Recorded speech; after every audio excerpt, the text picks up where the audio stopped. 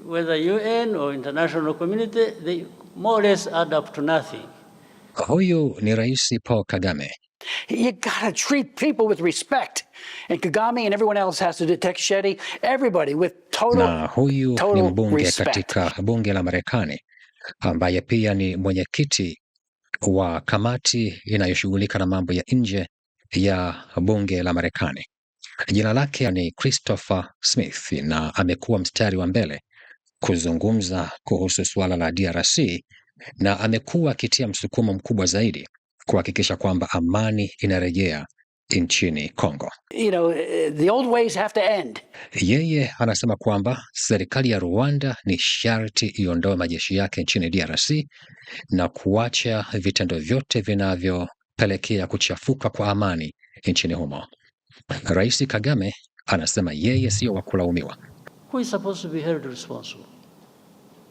In the end, the convenient badala yake analaumu jumuiya ya kimataifa, Umoja wa Mataifa na serikali ya DRC yenyewe pamoja na kundi ambalo analishutumu kwamba lina mpango wa kushambulia nchi. When you talk about Rwanda, you know what you're talking about.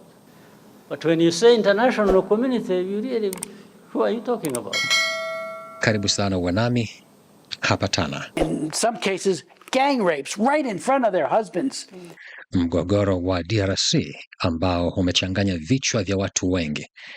Mgogoro huu kama ambavyo unaelewa umekuwa ukiendelea kwa takriban miaka 30 iliyopita na mamilioni ya watu wamepoteza maisha, wengi wao wakiwa ni wanawake na watoto. Ni kutokana na takwimu zinazotolewa na mashirika mbalimbali ya kutetea haki za binadamu, Umoja wa Mataifa na pia serikali ya Marekani na mataifa mengine ambayo yamekuwa yakifuatilia kwa karibu kuhusu mgogoro huu.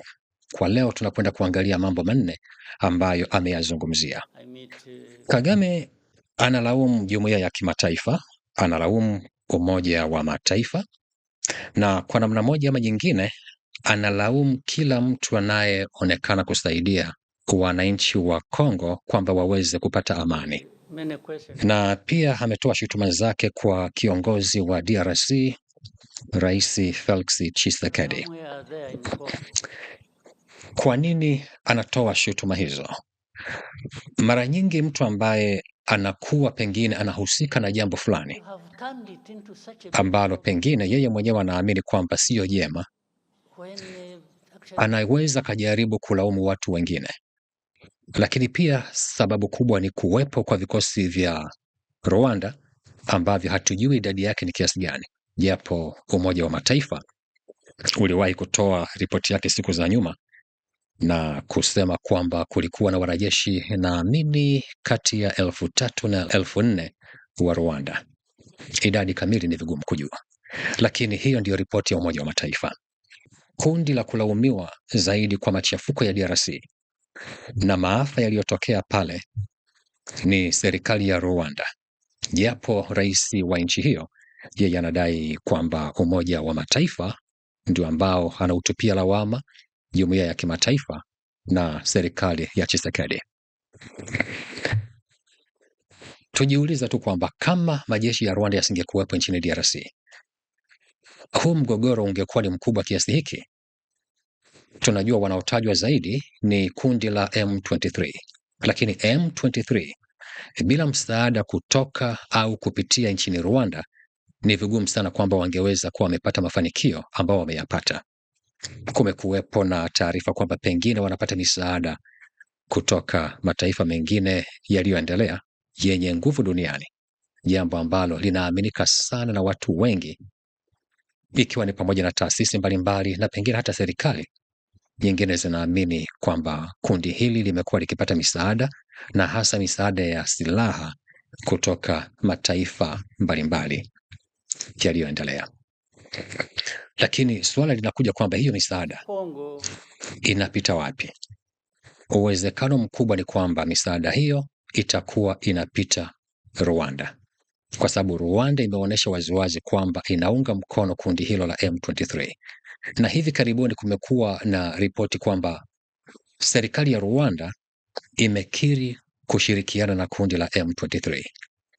Swala hili la FDLR nadhani ni tatizo kubwa sana, kwa sababu kwa jinsi ambavyo Rais Kagame amelizungumzia, amesema ni suala la ideology, akiwa na maana kwamba hata kama hawa sio waliohusika na mauaji ya kimbali ya Rwanda, lakini ni watoto wa watu ambao wanashukiwa kuhusika na mauaji yale. Utafika wakati na wao watakuwa na watoto, nao itaendelea kuwafuatilia ikidai kwamba hawa wamekuwa na ideology, kuwa na chuki na serikali ya Rwanda. Hao wajukuu nao utafika wakati watakuwa na watoto. Kwa hiyo kwa mantiki hiyo, ina maana serikali ya Rwanda itaendelea kuwafuatilia pia na wale vitukuu. Kwa hiyo ukiliangalia suala hili, kama hivyo ndivyo serikali ya Rwanda inavyoliangalia suala hili, basi ni mgogoro ambao hautaisha. Ni kama mtego ambao serikali ya Rwanda imeuweka pale, kwamba kwa vyovyote vile itaendelea kuwepo nchini DRC, ikidai kwamba wale waliopo, hata kama ni vijukuu na vitukuu, na wao walilishwa ile sumu ya chuki dhidi ya serikali yake ya Rwanda, ikiwa na maana kwamba mgogoro huu hautakuja uishe, utaendelea kwa vizazi na vizazi vijavyo. Na ndio maana wakati mwingine kuna watu kadhaa wenye busara ambao nadhani wamejaribu kushauri serikali ya Rwanda kwamba ijaribu kukaa chini na kuongea na wale ambao hawakuhusika na mauaji ya mwaka 1994, kwa sababu hiyo ndio namna pekee ya kuweza kurejesha amani ya kudumu nchini Rwanda na katika taifa lolote lile. Hebu tujaribu tufikiria kuhusu mauaji yaliyotokea Ujerumani na maeneo mengine ya dunia wakati wa vita kuu ya dunia. Waliuawa Wayahudi wapatao milioni 6 na watu weusi pia wengine waliuawa, na katika mataifa mengine kama Urusi ya zamani, Poland na nchi nyingine nyingi tu za Ulaya, mamilioni ya watu walipoteza maisha. Na mgogoro huo ulianzia Ujerumani kama tunavyojua. Lakini baada ya vita kuisha, wale waliohusika, walioaminika kuhusika, walikamatwa, wakafikishwa kwenye vyombo vya sheria, wakachukuliwa hatua za kisheria. Wale waliobainika, waliokutwa na hatia, walitumikia vifungo vyao, walipata adhabu, na baada ya hapo walitafuta namna ya kusonga mbele na amani ikarejea. Ndio amani tunayoiona hivi leo, licha ya kwamba kuna machafuko ya hapa na pale. Kwa hiyo fikiria kama wale walioathiriwa na machafuko yale ya miaka ile wakati wa vita ya dunia, kama wangeendelea kufuatilia watoto wa wale ambao walihusika au walishukiwa kuhusika, au watoto wa kizazi ambacho kinadhaniwa kuhusika na mauaji yale, alafu wakaendelea kufuatilia wajukuu, na baadaye wakaendelea kufuatilia vitukuu, kwa madai kwamba hao pia watakuwa wamekuwa ideologized, wamepata ile ideology ya kuwa na chuki, hali ingekuwaje leo? Lakini ilifika hatua wakaona kwamba tumesha wakamata wale ambao tunadhani kwamba walikuwa ni vinara au walihusika na mauaji yale. Sasa waliobaki kama ni watoto, wajukuu, vitukuu, tukae chini tuangalie namna ya kusonga mbele. Hivyo ndivyo unavyoweza kuleta amani ya kudumu. Vinginevyo, katika mazingira kama haya, ina maana mgogoro wa Kongo utaendelea kwa vizazi na vizazi vijavyo, kwa kuwa na kisingizio au sababu kwamba hata wajukuu na vitukuu tunadhani huenda walilishwa ile sumu ya kuwa na chuki na serikali ya Rwanda.